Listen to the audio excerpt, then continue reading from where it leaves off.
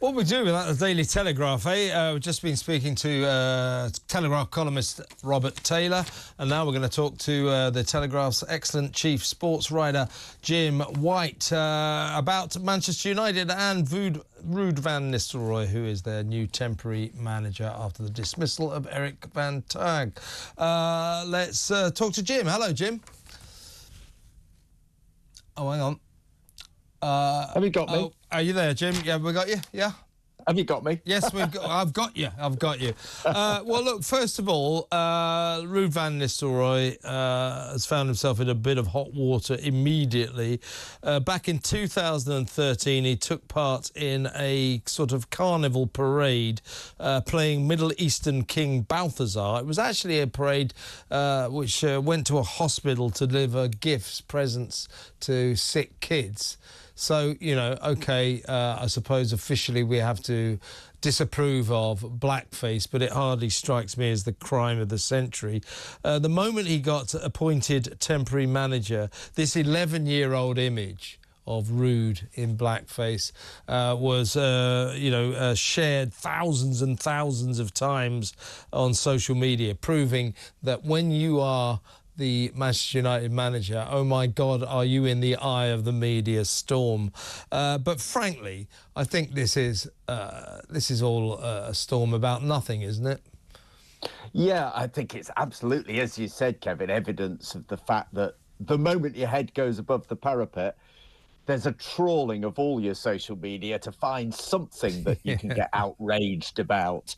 And Van Nistelrooy is the latest example of that. He very quickly deleted the post, but the damage had been done, I suppose. I don't think it's going to make any difference. He will be in charge of Manchester United on Wednesday night in the Carabao Cup tie against Leicester City.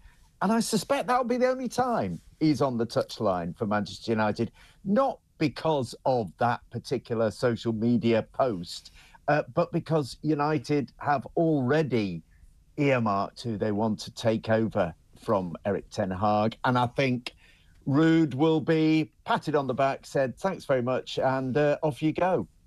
Yeah, this Ruben Amorim, Portuguese guy, right? I mean, he's 39. Is he? Do you think he's up to the job? Well, it's such a difficult job, Kevin. I mean, 5 permanent managers have now failed to follow the great Sir Alex Ferguson at Old Trafford. You know, is anybody up to the job unless they can kind of put Fergie in a time machine and re-employ him? Although they've just sacked him, of course, so that might be contractually interesting. But Amorim is much coveted across European football. Ex-Portuguese international player. He's been in charge at Sporting Lisbon for 3 years and won the Portuguese title twice. So it appears he knows what he's doing tactically. Okay. And I think that's what's attracted a tranche of English clubs in his direction. Protégé of Jose Mourinho. So he may have been on the phone to his old mentor and said, what do I expect in Manchester? What does he expect? I mean, the one thing I would say about Jim Ratcliffe, Sir Jim Ratcliffe, who, of course, is effectively the owner of the club. He's the richest man in Britain, very successful businessman. I can't get my head round why they took so long to get rid of Erik van Tag, because you know, he wasn't performing, you know, way back into last season. And then he won the FA Cup, didn't he? Beat Man City. And they suddenly went, just because he won one game, they went, oh, wait a minute, let's have a rethink about this guy. I think indecision seems to have prevailed in terms of what Manchester United wanted to do about their boss over the past few months. A huge mistake. Keeping him on back in June.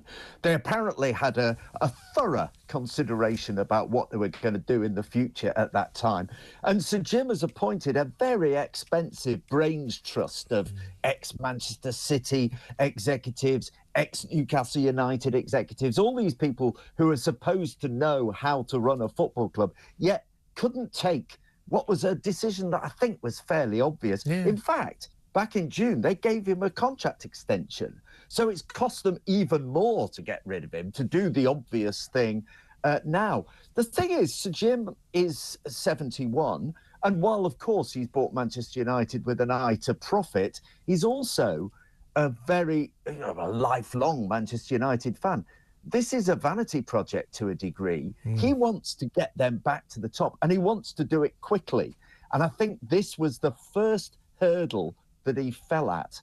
And I think they're going to make sure they make very, very few mistakes hereafter. I mean, one of the things that's happened is, Kevin, over the summer, they allowed Erik Ten Hag to buy £200 million worth of talent. Ridiculous. And frankly, those players he bought in, I can't see Ruben Amorim having him in the side for more than about 3 games. They're just not up to it. Should Sir Jim Ratcliffe and the powers that be at Old Trafford have got their skates on earlier in the summer, say, and got hold of Thomas Tuchel? Because, as we understand it, England obviously wanted Thomas Tuchel, which is where he ended up.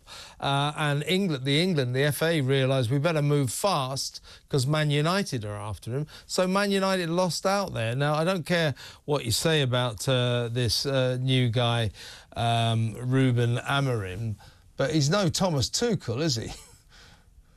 It comes to something, Kevin, when you're outflanked by the FA. Yeah. But Manchester United have been comprehensively by the FA. I mean, it was quite clear Thomas Tuchel was the man. You know, he's taken an English club to the peak of European football, winning the Champions League with Chelsea. That's what you need at a club of Manchester United's stature. You need that kind of experience. Ruben Amorim hasn't got it. He's got an awful lot of potential. No question about that. But he hasn't got Tuchel's experience. I think it was a huge tactical error not to get Tuchel when he was available back in June, and to allow England to pinch him off you really does say something about the direction of the club. I'll tell you what, who do you support, Jim?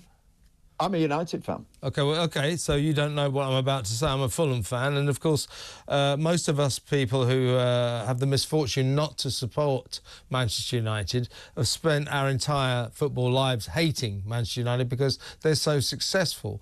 And it's a really strange emotion for me now, and I know millions of non-United fans feel the same, that I actually feel quite sorry for Man United. I'm getting quite a soft spot for them because they're only 14th in the league. They don't seem to be able to do anything right. It's a very strange situation for the greatest club on the face of the planet to find itself in. Final question to you. What did you think of the fact that Erik Ten Hag, I keep calling it Van Hag, Erik Ten Hag, well, he flew out of Manchester in a private jet back to his native Holland, apparently with a £15 million compensation payoff. I'm available to be sacked for that kind of money.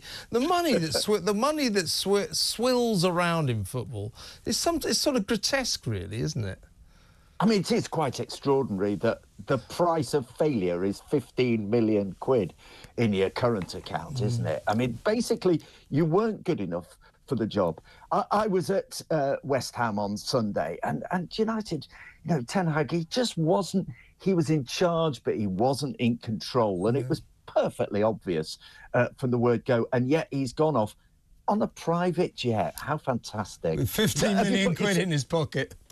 And Ruben Amorim will presumably be signing on for very similar terms. It's what I've based my career on in journalism, that nothing succeeds like failure. Jim, great to talk to you. Excellent. Thank you very much. Jim White there, sports writer at The Telegraph.